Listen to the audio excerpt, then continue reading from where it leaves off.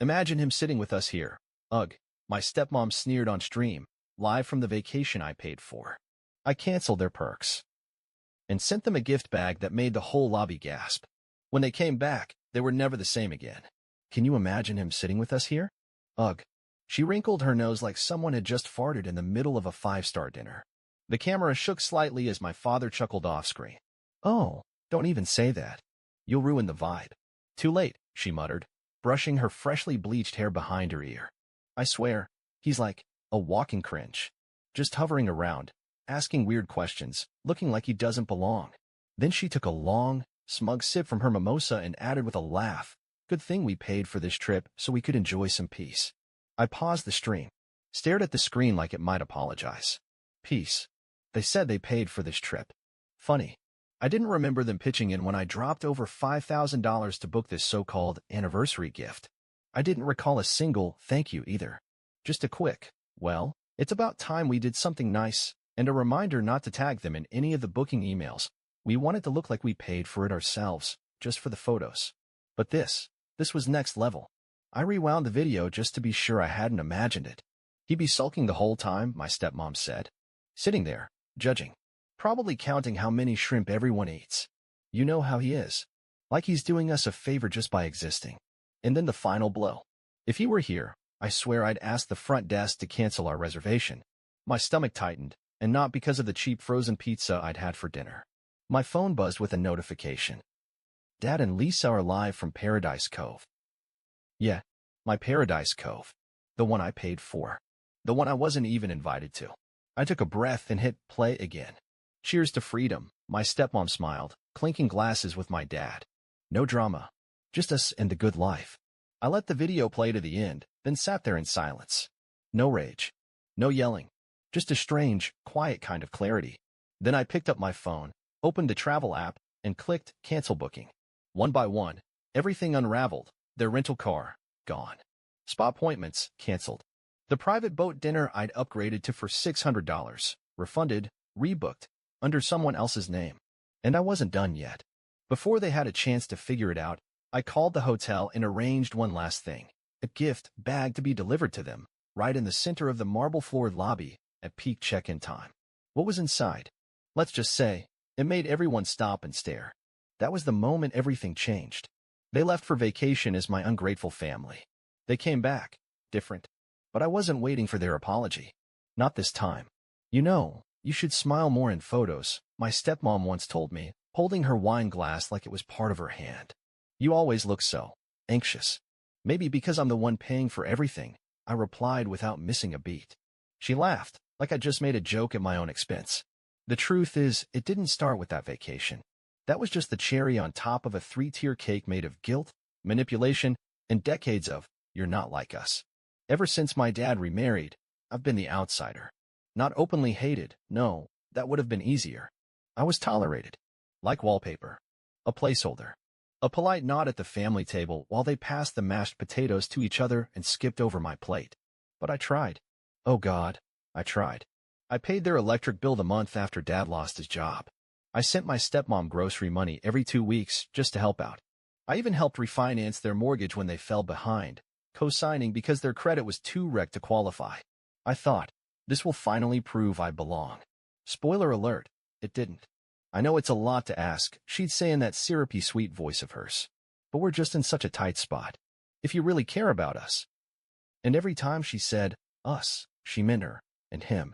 And their 2 kids, my half-siblings who barely knew me as anything but the guy who brings the good gifts. Once, I overheard her on the phone with one of her friends. Yeah, we're so lucky, she said, giggling. He's like a third parent, but better. No rules, just wiring money. Wiring money. Like I was some human ATM with emotional codependency issues. Even then, I stayed silent. I paid for their beach trip 2 summers ago. I bought new uniforms for both kids last fall. I even covered the down payment on Dad's new car when his old one gave out. And I never asked for thanks. I didn't want applause. I just wanted to be treated like a person, a son, a brother. But the more I gave, the more they acted like it was owed to them. Until one day, I made the mistake of saying no. It was about a new iPad. Lisa, my stepmom, called me on a random Tuesday. Hey, she said breezily. So Harper really needs a tablet for school. All the kids are getting them, and she's been feeling left out. I can maybe send some money next month, I replied, half asleep after a 13-hour shift. I'm a little tight right now. There was a pause. A little tight, she repeated, as if I just said I sold a kidney on the black market. Didn't you just get a raise?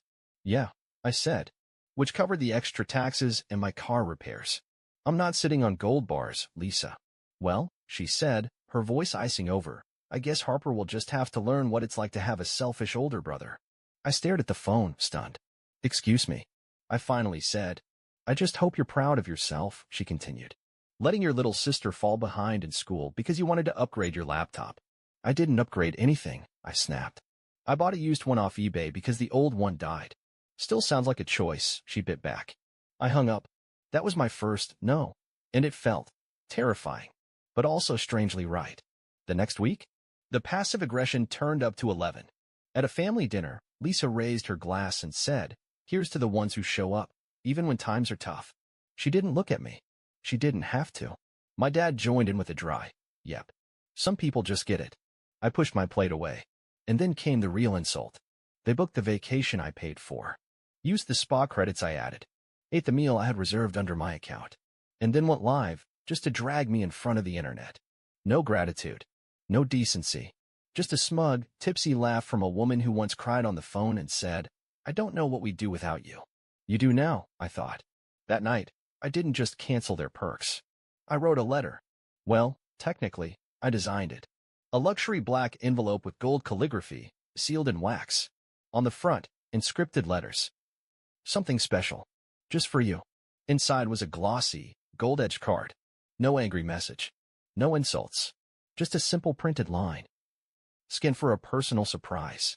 Beneath it, a clean, elegant QR code. I called the hotel concierge and asked them for one favor. Place the envelope in the center of the Grand Lobby check-in desk, right before the pre-dinner rush. It's a gift for the couple staying in the honeymoon suite, I said sweetly. They'll know it's from me. They did. Lisa, ever the spotlight hunter, grabbed it like a prize. She opened it right there at the front desk. The staff gathered, intrigued. Tourists stopped mid-step, curious. She scanned the code with a flourish. The moment her screen loaded, the lobby went dead quiet. A full-screen video began playing on full volume. A short slow-motion clip of me, standing on a beach, holding a cocktail and a sign. This is the face of the person who paid for your luxury, while you dragged him online. Then, as the screen zoomed in on my face, the unmistakable music kicked in. Curb Your Enthusiasm theme. It echoed off the marble walls. Lisa screamed. Literally screamed. My father tried to shut the phone off, fumbling like it was on fire. Someone gasped and said, Oh my God, is that them? A teenage boy whispered, Yo, this is legendary. Another guest laughed and said, Wait, is that the Curb Your Enthusiasm music? That's brutal.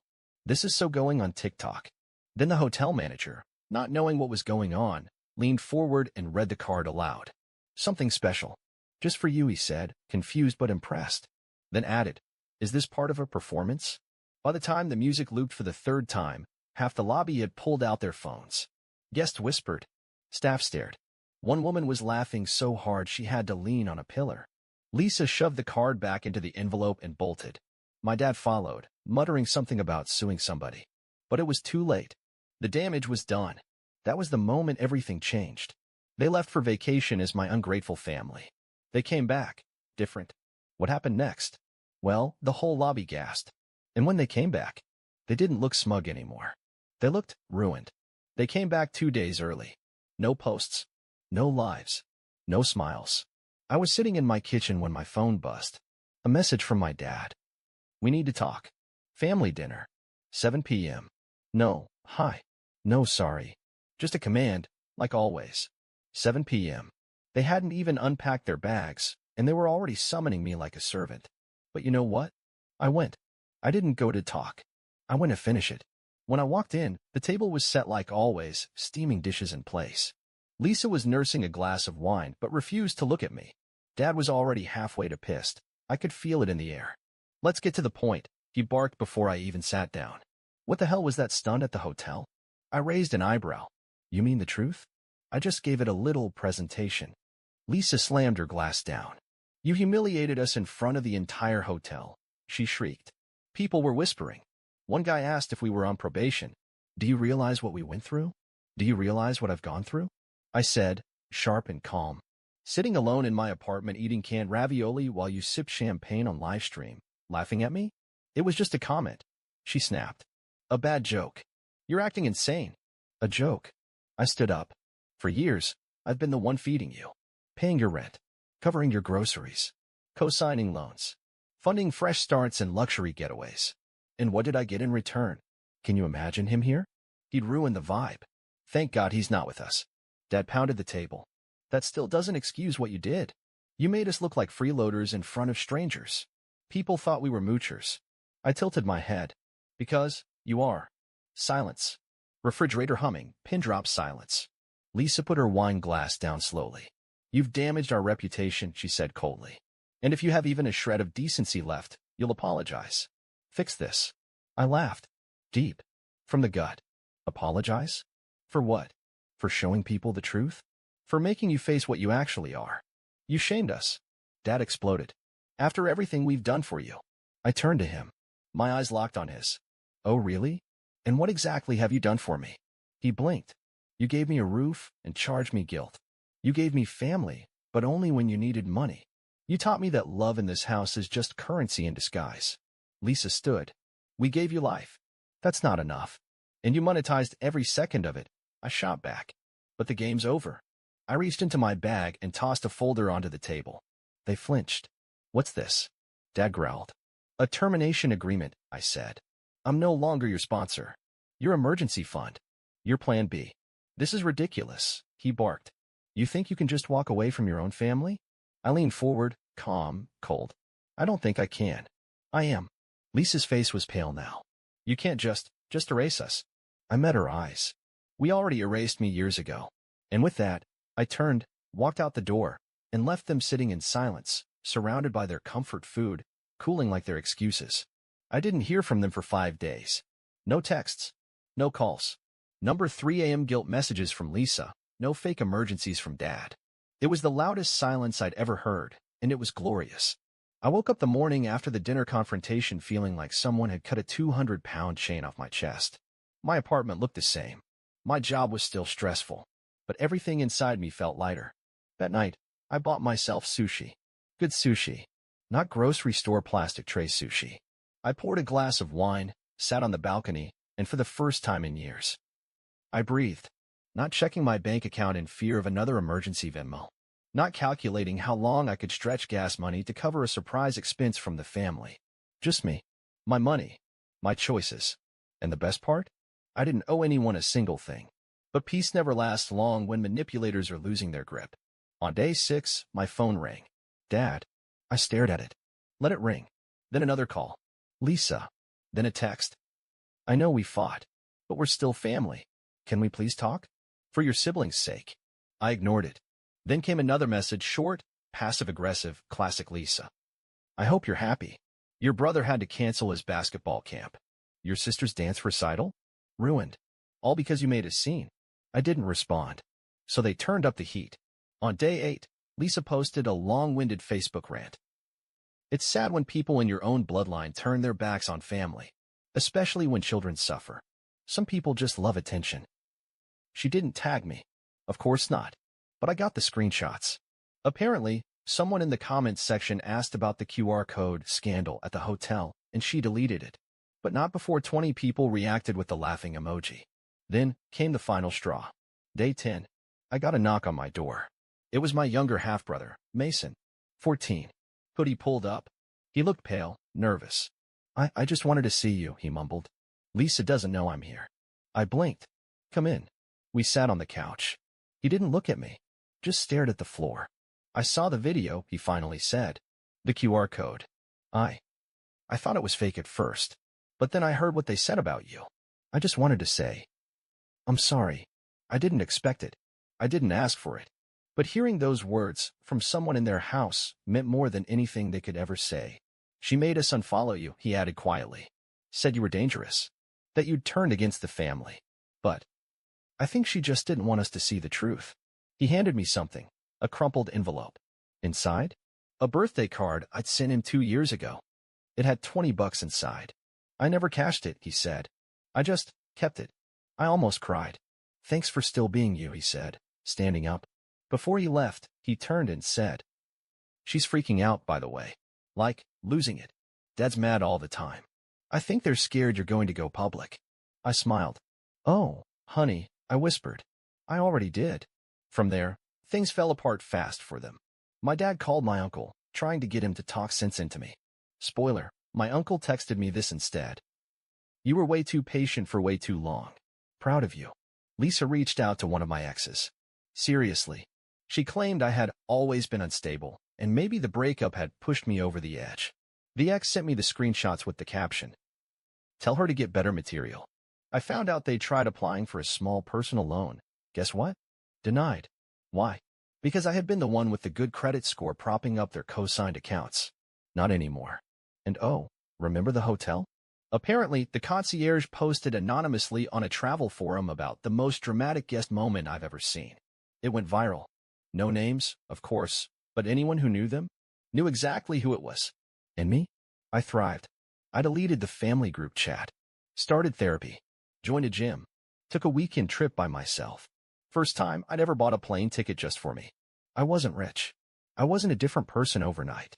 But every day, I felt like I was pulling one more root of them out of my skin. Freedom didn't feel like fireworks. It felt like peace. It felt like waking up and realizing no one could take from me anymore just because they shared a last name. It felt like finally belonging to myself. Some mornings, I still wake up expecting a message from them. Something dramatic. Something guilt-laced.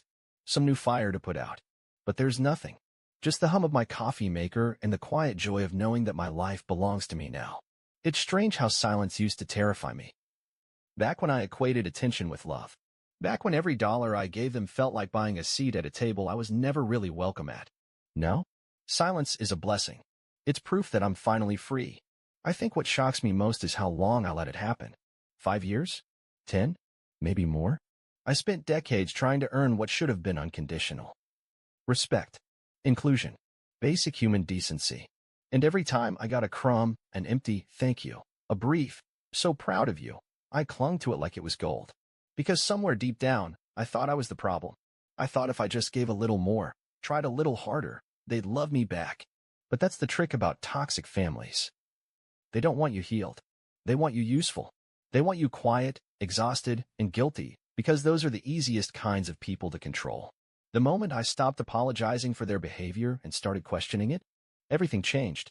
A few weeks ago, I ran into someone at the grocery store. A woman I vaguely recognized from my parents' neighborhood. She looked at me, did a double take, and said, "You're Lisa's stepson, right?" I froze for a moment, then nodded. She lowered her voice, leaned in a little, and whispered, "We all saw the hotel video." I braced myself, but then she smiled. It was brilliant. Took guts. They've always acted like they're royalty around here. I think. You woke a few people up. I thanked her and walked away with my head high. Sometimes I wonder if they still sit around their table, spinning new stories about why I changed. I bet Lisa tells people I had a breakdown, that I was always sensitive, that I misunderstood. Maybe Dad says I'll come crawling back once I get it out of my system. But here's what they don't know. I'm not angry anymore. Anger was the fuel that helped me leave.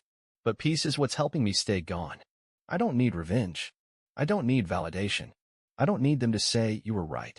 Because I know I was. I have the receipts, the scars, the silence. And now, I have something else, too. Boundaries. The other day, I got a letter. Handwritten. No return address. Inside was a simple note. I saw what happened. I just wanted to say thank you. For showing that sometimes, cutting ties is exactly what saves a person. You helped me leave, too. It wasn't signed. But it didn't need to be. Someone out there, someone like me, finally saw they weren't alone. And maybe, that's enough. So here's what I know now. I'm not a villain for choosing myself. I'm not cruel for stopping the cycle. And I'm not a bad son, brother, or person because I decided to stop paying for people who never paid me respect. I was never the problem. They just hated that I finally realized it. And now, I don't carry guilt. I don't carry fear. I carry one thing only. Freedom.